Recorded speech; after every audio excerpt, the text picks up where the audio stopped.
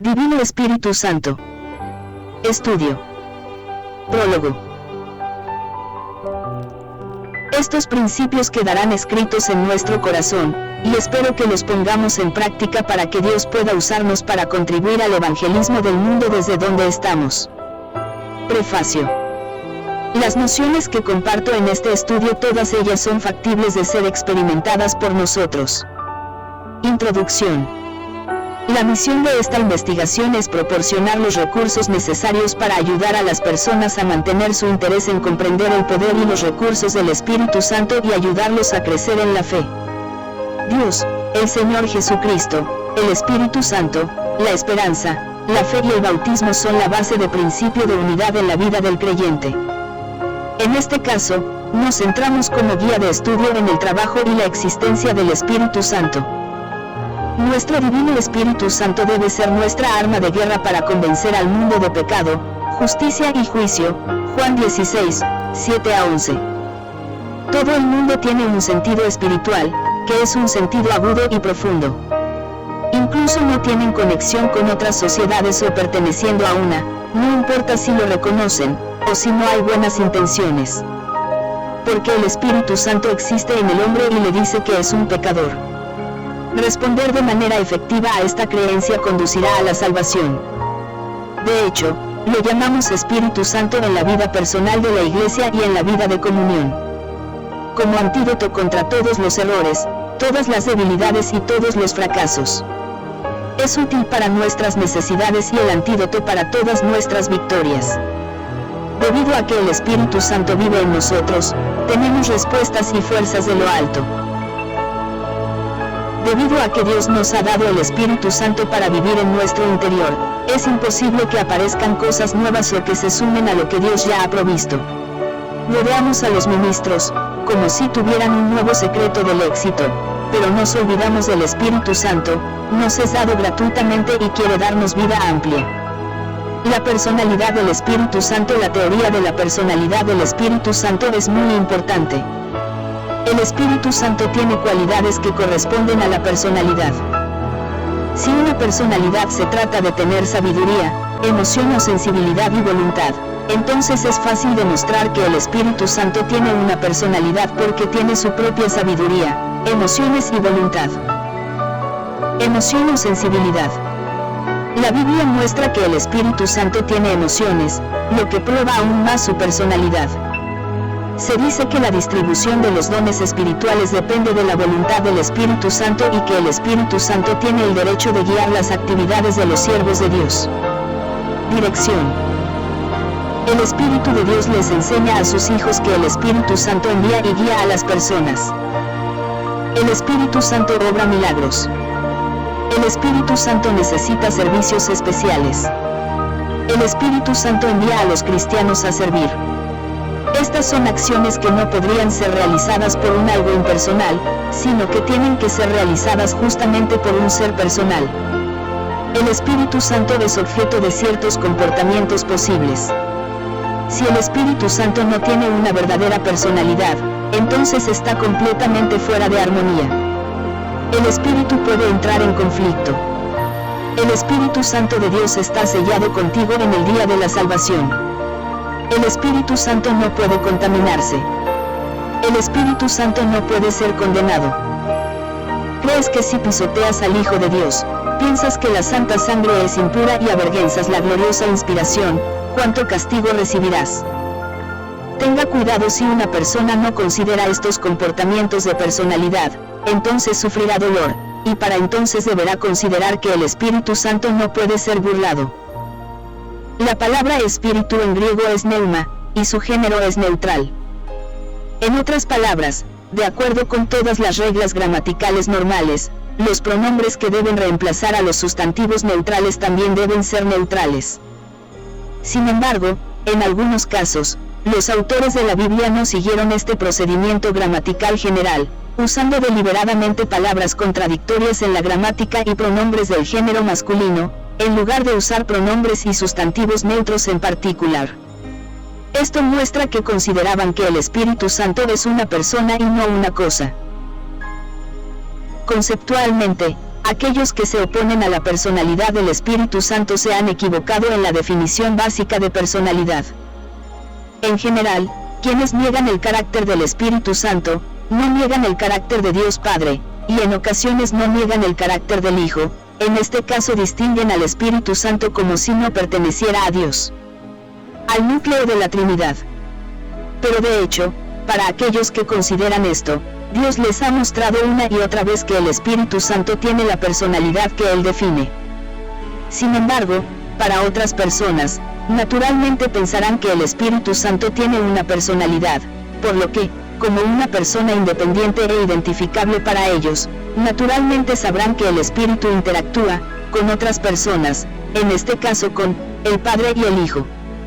El hecho de que el Espíritu Santo lleve su propio nombre muestra su carácter sagrado para Dios. Jesucristo describió al Espíritu Santo como otro consolador. Este título se refiere a la obra que el Señor mismo hizo por los discípulos hasta ese momento. Estas formas de designar al Espíritu Santo lo hacen igual al Padre y al Hijo en nombre, poder y elevación. Todo esto solo es posible si Él también pertenece a la deidad. La Biblia, naturalmente, relaciona muchos atributos con el Espíritu Santo. Si los mismos constituyen atributos de la deidad, resulta inevitable la conclusión de que el Espíritu es divino.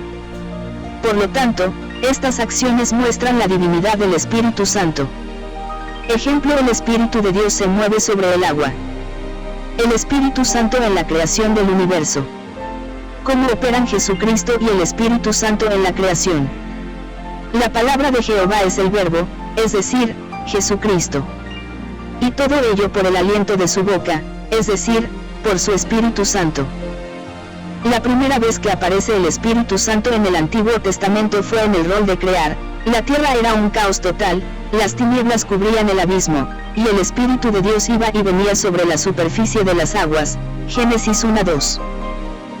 El Espíritu Santo en el rol de revelar los misterios de Dios a los creyentes, Espíritu que proviene de Dios, para que sepamos lo que Dios nos ha concedido. El versículo 1 Corintios 2:10 dice que Dios nos las reveló por el Espíritu. Sino como está escrito, cosas que ojo no vio, ni oído oyó, ni han entrado al corazón del hombre, son las cosas que Dios ha preparado para los que le aman. Pero Dios nos las reveló por medio del Espíritu, porque el Espíritu todo lo escudriña, aun las profundidades de Dios. Porque entre los hombres, ¿quién conoce los pensamientos de un hombre, sino el Espíritu del hombre que está en él? Asimismo, nadie conoce los pensamientos de Dios, sino el Espíritu de Dios. El Espíritu Santo no solo nos revela los misterios de Dios Padre, sino que también nos revela los misterios de Cristo, el Mesías. No solamente nos habla del Padre. El Espíritu Santo obra en nosotros para que podamos entender las cosas de Dios y saber quién es Dios. Por tanto, podemos concluir que los que no conocen al Espíritu Santo no conocen a Dios. Sin la ayuda del Espíritu Santo, es imposible conocer, escuchar, comprender y obedecer a Dios. Sin el Espíritu Santo es imposible lograr la voluntad de Dios. El Espíritu Santo enseñó a través de los profetas a la humanidad quién sería el Mesías, a qué vendría, cómo reconocerlo, lo que haría a favor de la humanidad, su nacimiento, su vida, su muerte, previo rechazo y sufrimiento, su resurrección, su ascensión a los cielos, su gloria celestial, su aparición en el arrebatamiento, su regreso, su reino milenio y su eternidad. ¿Cómo conocemos todo esto del Mesías Santo? Es el Espíritu Santo el que reveló la persona y obra del Mesías. La profecía nunca fue realizada por voluntad humana, sino que lo que dijeron los santos de Dios fue inspirado por el Espíritu Santo. La obra de inspiración nunca se atribuirá a las personas, lo que demuestra que la divinidad es la pertenencia del Espíritu Santo. El Espíritu Santo no habla por sí mismo, sino que debe hablar lo que Jesucristo ya ha dicho. No habló con sus propias palabras, sino que representó al Padre Celestial y al Mesías. El Espíritu Santo dijo lo que escuchó. El Espíritu Santo habla del futuro en la Biblia. El Espíritu Santo les reveló a los profetas y apóstoles lo que sucedería en el futuro. El Espíritu Santo no se glorificó a sí mismo. Aquellos que poseen el Espíritu Santo nunca insultarán o degradarán a Jesús. El hecho de que Jesús es el Cristo no se revela a filósofos, artistas, historiadores o poetas. El Padre que está en los cielos solo los revela a quienes tienen el Espíritu Santo. El Espíritu Santo inspiró al profeta de Dios. Basándonos en estas referencias, podemos decir con seguridad que el Espíritu Santo tiene mucho que ver con la proclamación de la revelación de Dios. Los métodos de divulgación son variados. Hubo revelación por medio del profetizar, vocablo en que se encuentra en todos los periodos de la lengua hebrea. Significa ser llamado. La profecía no vino por voluntad humana, pero Dios inspiró al predicador para que lo haga. Primero, cuando predicas un mensaje basado en la Biblia y bajo la guía del Espíritu Santo, estás profetizando porque no estás hablando tus propias palabras, sino las palabras de Dios. Profecía significa proclamar la palabra de Dios. Profetizar implica mucho más que predecir hechos futuros.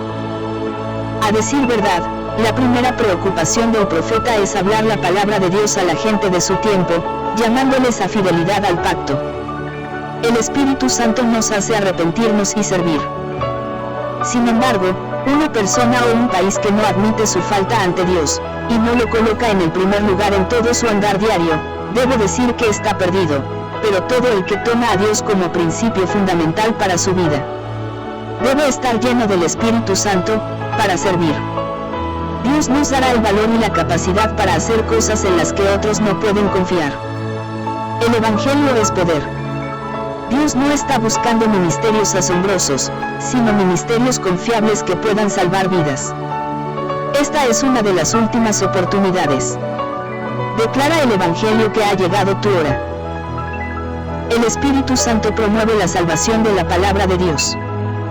Dios quiere que sus palabras entren en el corazón de las personas. Algunas personas reciben liberación, sanidad y luego abandonan a Dios. Pero puedes obtener milagros, salvación y bendiciones, pero si no aceptas a Dios en tu corazón y le sigues, las Escrituras dirán que has muerto del pecado. Aquellos que no entienden y se niegan a obedecer la actitud natural de la Biblia, el Espíritu de Dios que estuvo en ellos se apagará. La unción del Espíritu Santo es la capacidad de conocer a Dios. Está involucrado en la obra de salvación en el corazón humano. El Espíritu Santo nos convence de que somos pecadores, rebeldes y nos hemos apartado de Dios. El Espíritu Santo es quien te convence de que eres un pecador y que necesitas a Dios. Y solo el Espíritu Santo puede persuadir. El Espíritu Santo nos convence de hacernos comprender el plan de Dios. Es el Espíritu Santo el que te hace darte cuenta de que le has ofendido.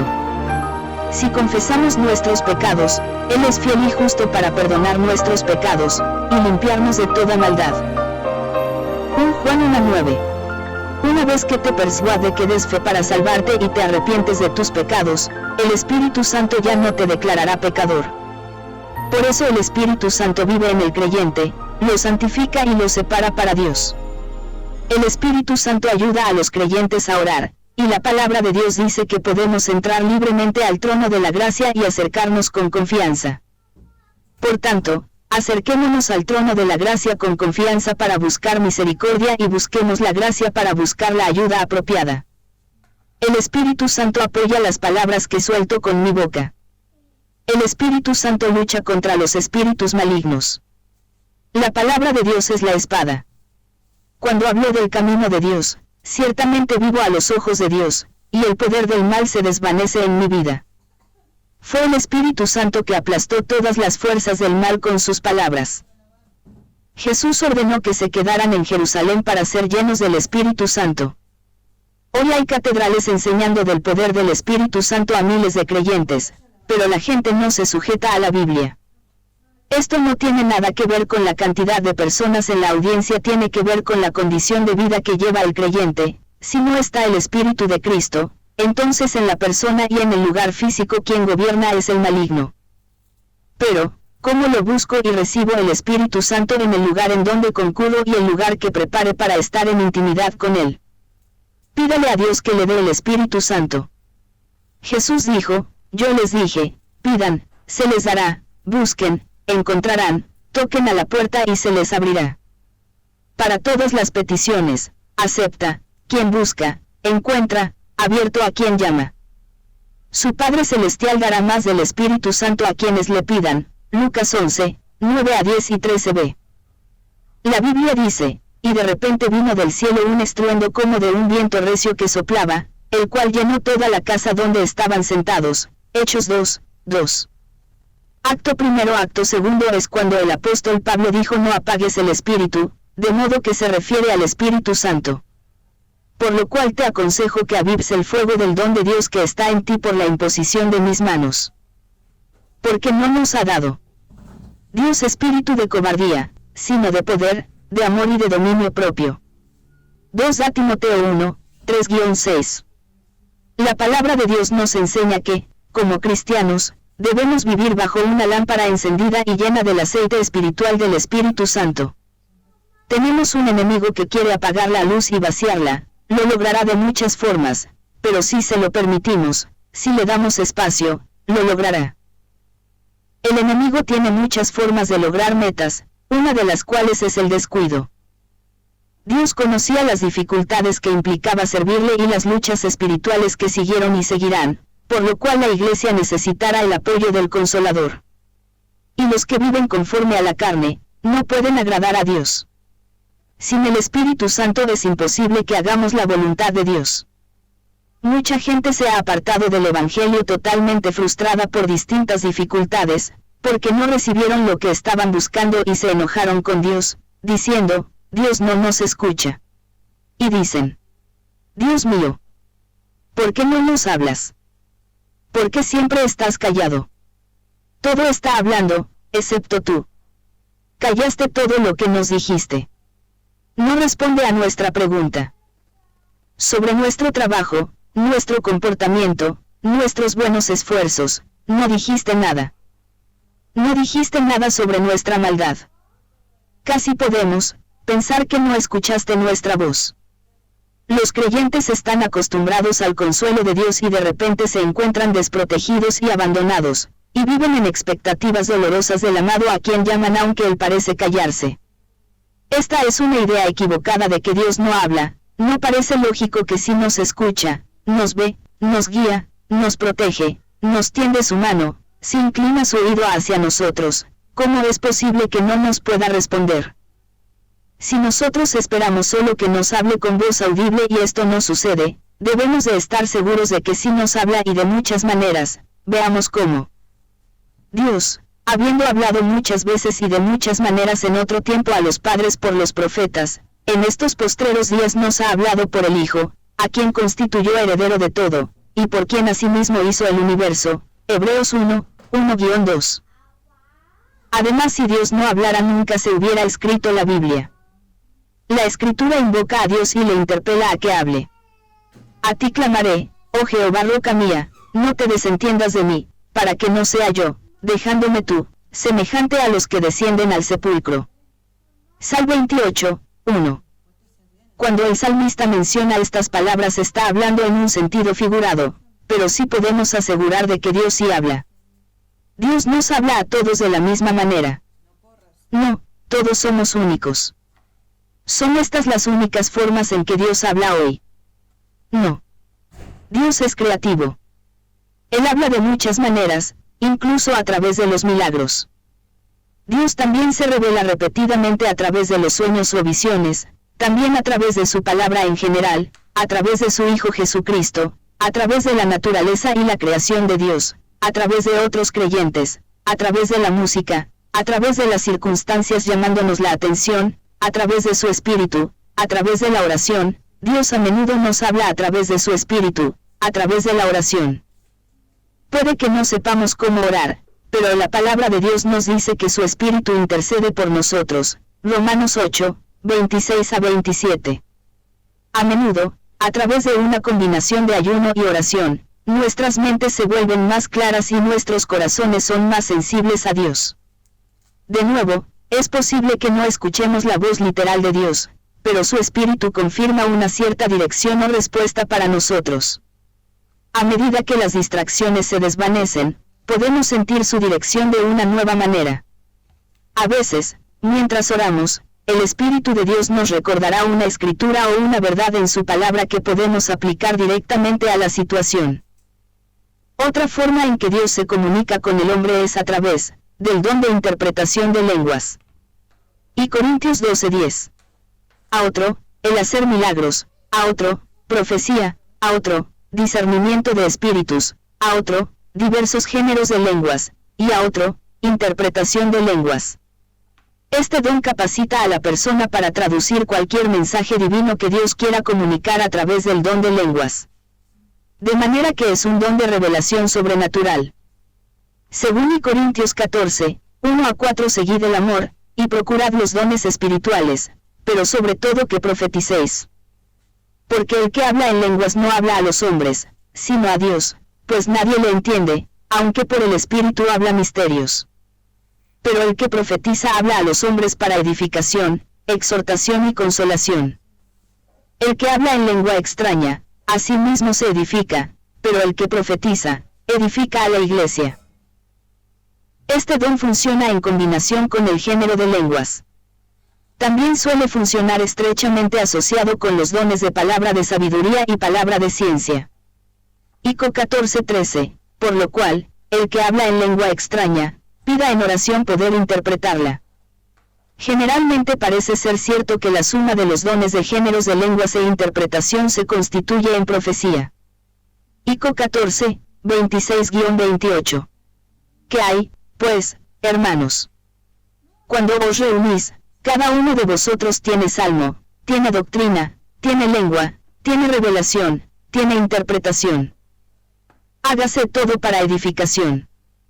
Si habla alguno en lengua extraña, sea esto por 2, o a lo más 3, y por turno, y uno interprete. Y si no hay intérprete, calle en la iglesia, y hable para sí mismo y para Dios. En una reunión del don de lenguas puede funcionar simultáneamente con el de interpretación de lenguas. También puede la persona hablar en lenguas, y luego ella misma interpretarlas. En otras ocasiones, puede darse que una persona hable en lenguas y más de 2 traigan interpretación. Siempre debe darse tiempo al don de interpretación. Si el Espíritu Santo ha inspirado a alguien para que hable en lenguas, hará lo mismo con otro para que las interprete. En cuanto al abuso del don, algunos caen en el hábito de la interpretación repetitiva en el orden en que la persona solo quiere promoverse esto desde ya que no es aconsejable y eso debe corregirse con una buena enseñanza. Otra forma de abuso es cuando se hace una interpretación confusa, conflictiva y personal. El consejo es siempre el mismo: enseñar y corregir en el amor. Es muy sencillo saber cuándo una profecía, o el ejercicio de un don son realmente del Espíritu Santo. Notemos lo que nos dice San Pablo: pero el que profetiza habla a los hombres para edificación, exhortación y consolación. Si el ejercicio del don no apunta a lograr algunos de estos 3 resultados, no debemos aceptarla. Los dones del Espíritu y la base bíblica que los respalda van tomados de la mano. El don de profecía. Profetizar, básicamente, significa proclamar palabra de Dios, predicar, y la prédica puede referirse al pasado, al presente o al futuro. El que habla en nombre propio, su propia gloria busca y no la de Dios.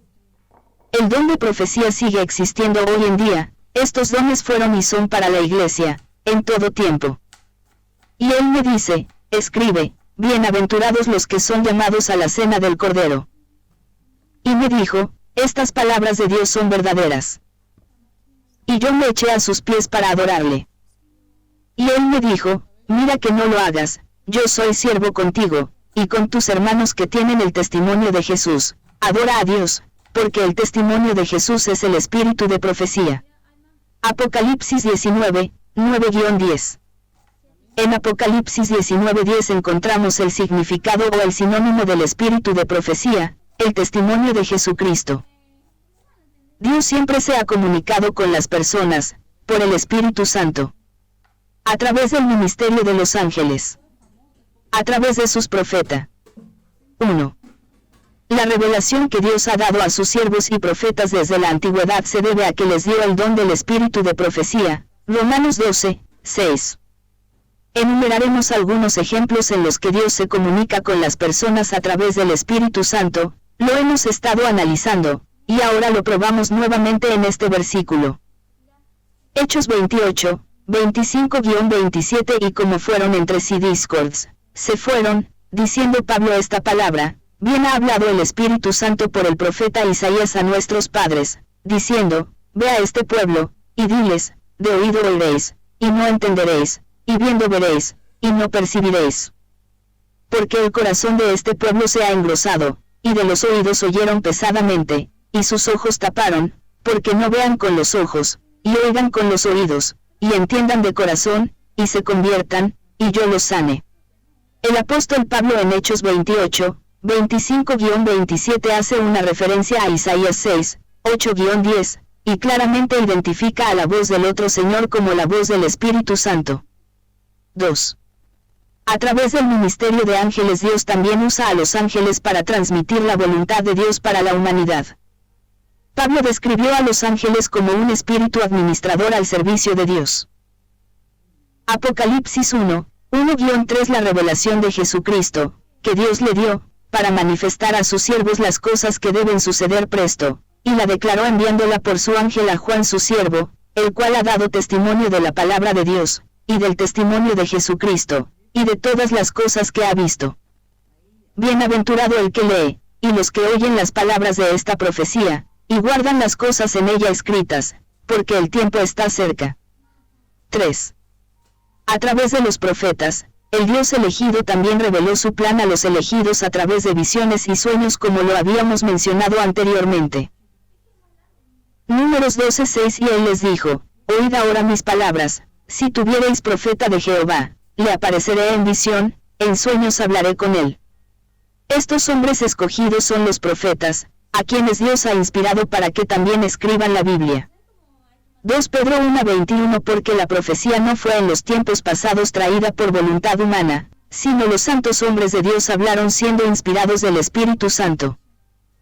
Basado en estas referencias, podemos decir con certeza que el Espíritu Santo está relacionado con la proclamación de la revelación de Dios a los humanos. Hay muchas formas de propagación.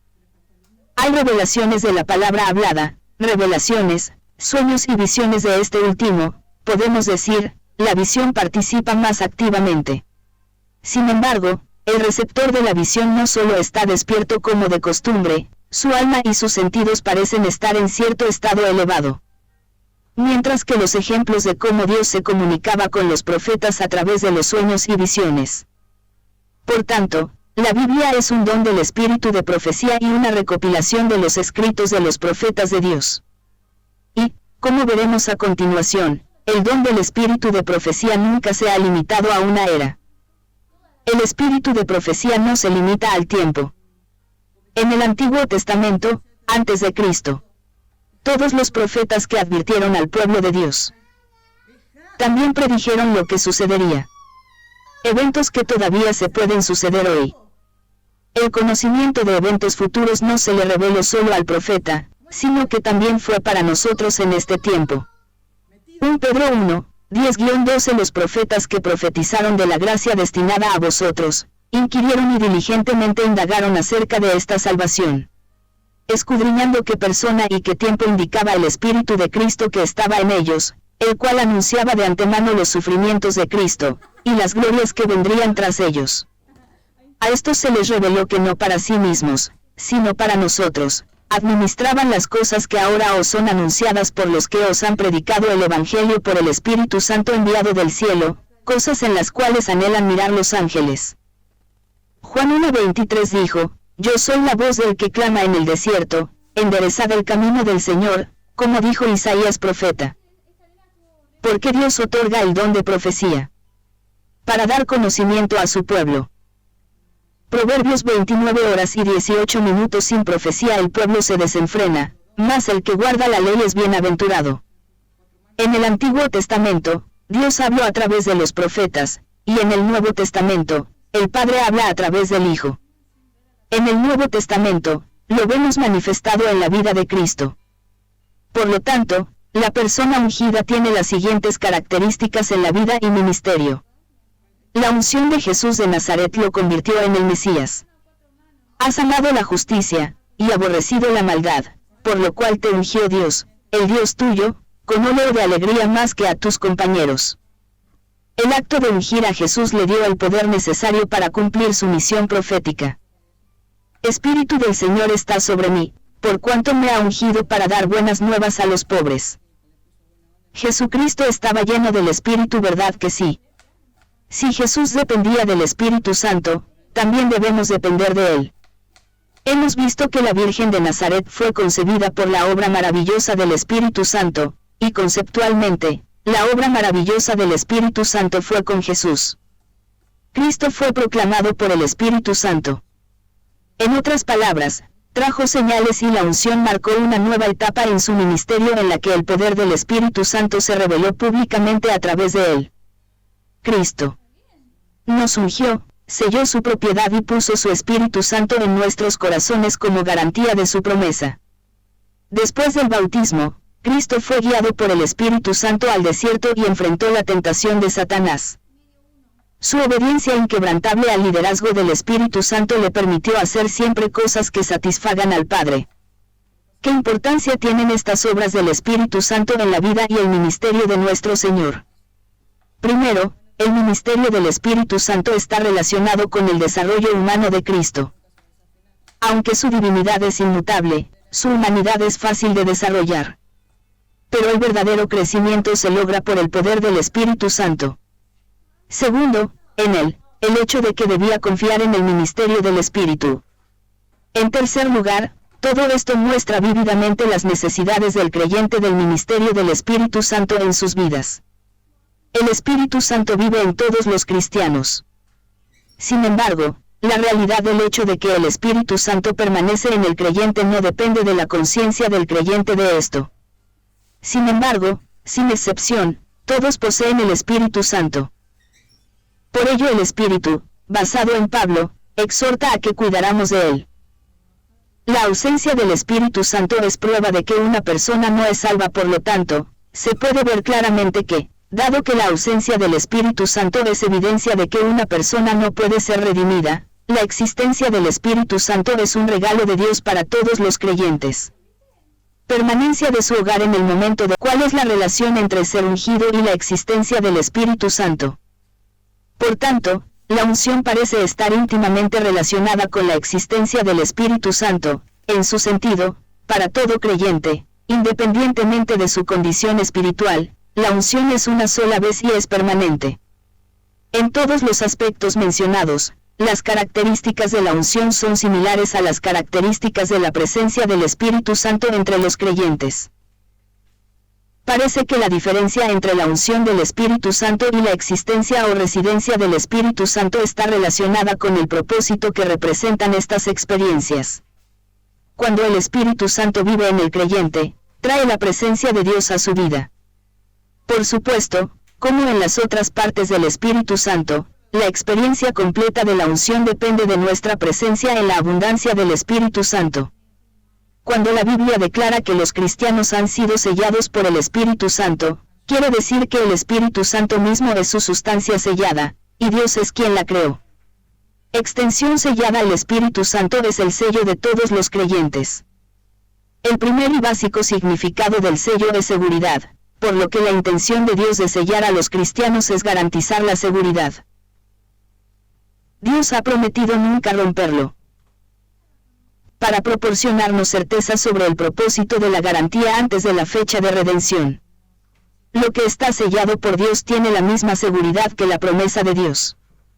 Para los creyentes, la promesa de Dios es que la guardará hasta el día de la redención, hasta que le pertenezca a Dios completa y permanentemente. Por lo tanto, ser sellado conlleva la promesa y garantía de seguridad eterna.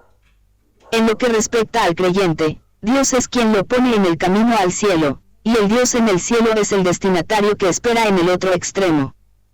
Es hora de hablar de los dones, palabra griega, charis, que significa, don, regalo, gracia, favor, poder, oficio, misión. Los dones espirituales son la habilidad, no el lugar del ministerio, el enfoque del ministerio y el carácter especial del ministerio. La distribución de los dones está guiada por la soberanía del Espíritu Santo. Desarrollo de regalos. Incluso si el Espíritu Santo es la fuente de los dones espirituales, los creyentes pueden participar en su desarrollo.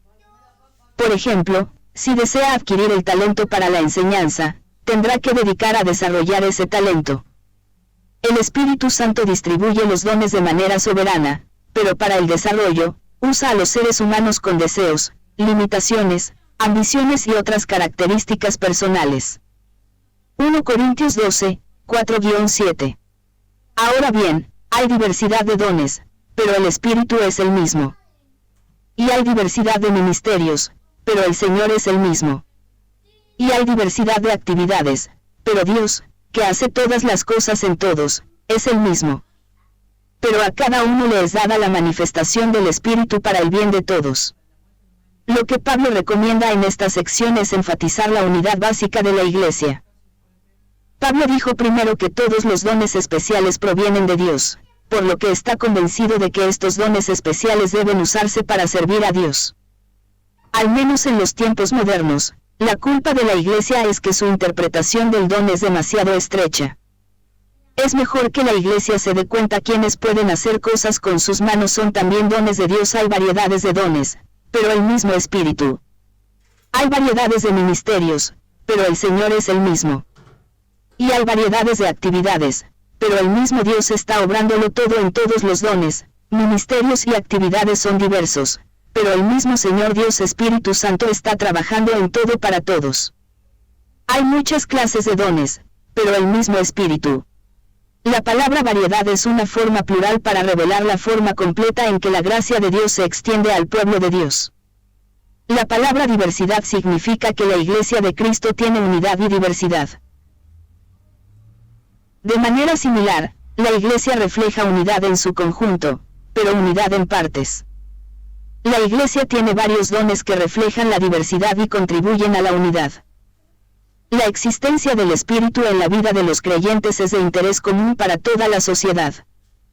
El Espíritu Santo usa los dones de cada creyente para enseñar a la Iglesia, que es el tema que Pablo usó más tarde al discutir el uso de la lengua. Pablo no niega que los dones pueden traer beneficios a quienes los tienen. Pero Dios dio sus dones a su pueblo para que todos puedan ser educados. Es hora de hablar sobre conocer a Dios y conocer la sabiduría de Dios. El conocimiento, en el griego es gnosis, es algo más práctico. Ambos son necesarios, comprender la sabiduría de las cosas profundas de Dios a través de la comunicación con Dios y el conocimiento que se puede practicar en la vida diaria de la Iglesia. Habla palabras sabias a la gente a través del Espíritu Santo. La sabiduría es el primero de estos dos métodos de enseñanza.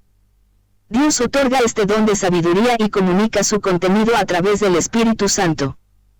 El don está relacionado con la capacidad de hablar de la sabiduría divina, y los creyentes obtienen sabiduría a través del Espíritu Santo. La sabiduría de Dios contrasta con la sabiduría del hombre. La profecía de Isaías se cumplió en Jesús, y Jesús dijo que el espíritu de sabiduría caerá sobre el Mesías. Jesús crece en sabiduría. Esteban está lleno de sabiduría y del Espíritu Santo. Este es un ejemplo de cómo Jesús cumplió su promesa. Pasó su sabiduría a sus discípulos. Finalmente, Santiago les dijo a sus lectores que si alguien carece de sabiduría, deben orar a Dios, quien imparte sabiduría generosamente, pero sin culpar a nadie. Los creyentes deben buscar la sabiduría por la fe, y Dios les dará sabiduría. Según el mismo Espíritu, da a los demás un conocimiento. El segundo don de enseñanza es el conocimiento. En esencia, este es el conocimiento íntimo y personal de Dios. No depende de la inteligencia, sino del amor, y el amor depende del conocimiento que Dios tiene de las personas. El término significa afinidad y se refiere a la relación personal que existe entre Dios y el Redentor. Dios impartió este conocimiento a través de su Espíritu, y debe usarse dentro de la comunidad cristiana para beneficio de todos los miembros. Se expresa al conocer, comprender y explicar a las personas la revelación de Dios en la Biblia y la creación. El significado de Pablo está más allá de lo que generalmente podemos entender por fe. El mismo Espíritu da confianza a los demás. Debido a que todo verdadero creyente tiene fe en Jesucristo, Pablo no se refiere a la fe salvadora. Más bien, se refiere a una creencia completamente firme de que Dios hará milagros. La fe está estrechamente relacionada con el don de sanar. Santiago escribió que las oraciones de los ancianos de la Iglesia que oran con fe curarán a los enfermos. En segundo lugar, aunque la oración está llena de entusiasmo y confianza, Dios aún puede decidir que no restaurará la salud y la fuerza de alguien. Él es el Dios soberano, y el resultado no siempre a veces es el esperado, pero debemos aceptar su voluntad. Podemos decir mucho, pero en definitiva, el origen de todo está siempre en Dios. Sabiendo que existe una habilidad especial, ya sea natural o sobrenatural, su propósito es lograr resultados en el servicio. Se puede decir que antes hemos estado enumerando dones, y ahora también nombramos otros.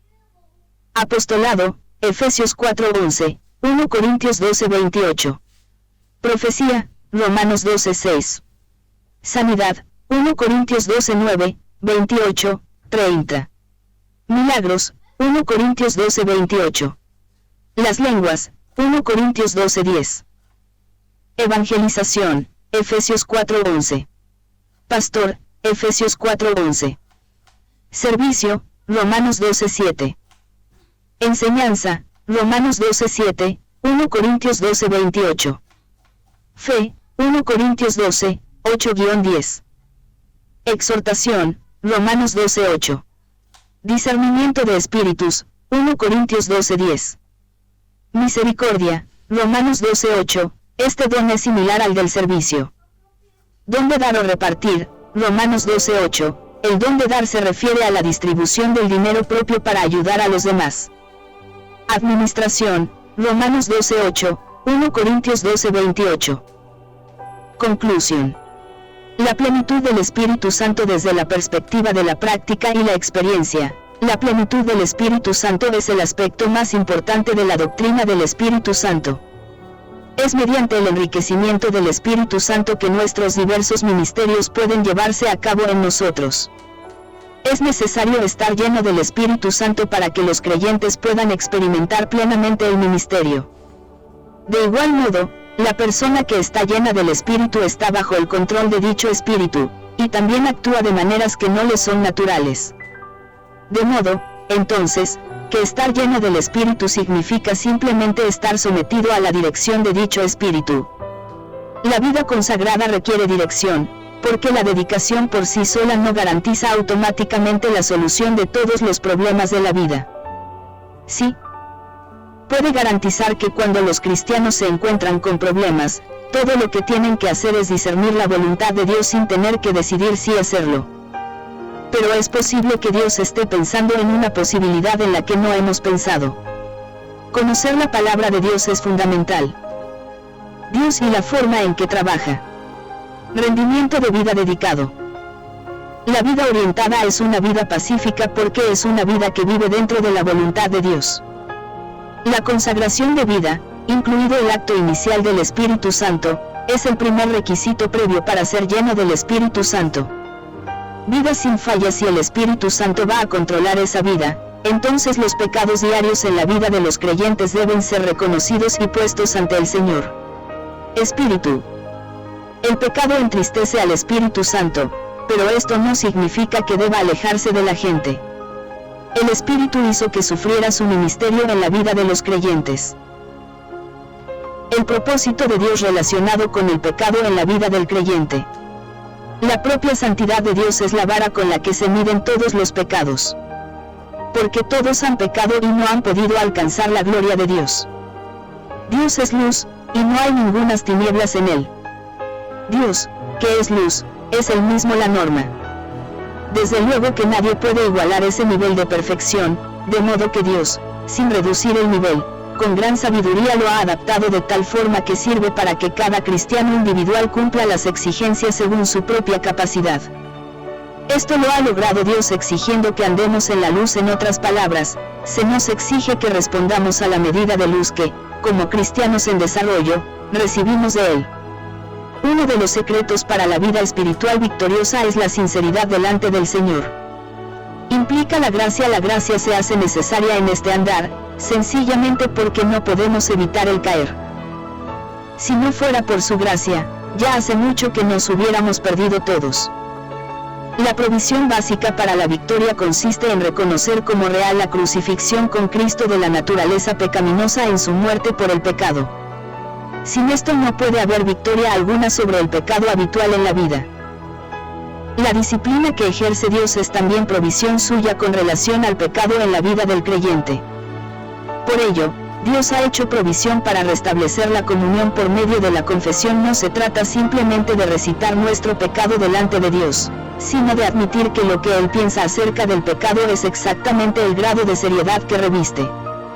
Cuando así procedemos, entonces el Señor, con toda fidelidad y justicia, nos perdona y nos restablece en la comunión plena en el disfrute de la salvación, ya que la salvación misma no se pierde jamás como consecuencia del pecado.